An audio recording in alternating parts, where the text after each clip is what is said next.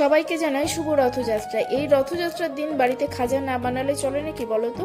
এর জন্য লাগবে আমাদের 2 কাপ ময়দা, 2 থেকে 3 চামচ মতো ঘি আর খুব সামান্য পরিমাণে লবণ দিয়ে ভালো করে মেখে নিতে হবে। তারপর অল্প পরিমাণে জল দিয়ে একটা সফট ডো রেডি করে 15 মিনিট মতো রেস্টে রেখে দিতে হবে। অপরদিকে চিনি শিরার জন্য 2 কাপ চিনি, 1 কাপ জল, খুব সামান্য পরিমাণে কেশর আর 2-3টে এলাচ দিয়ে ভালো করে চিনি শিরাটা রেডি করে নিতে হবে।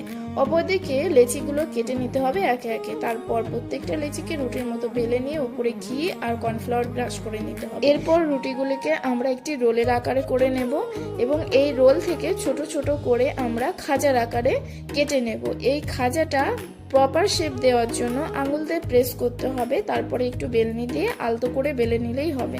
তারপর একে একে খাজাগুলিকে গরম তেলে ছেড়ে দিতে হবে এবং লো ফ্লেমে খুব আস্তে আস্তে ধীরে ধীরে ভাজতে হবে। এরপর খাজাগুলিকে 1 থেকে 1.5 মিনিট চিনির শিরায় ভিজিয়ে তুলে নিলেই রেডি হয়ে যাবে আমাদের মুচমুচে খাজা।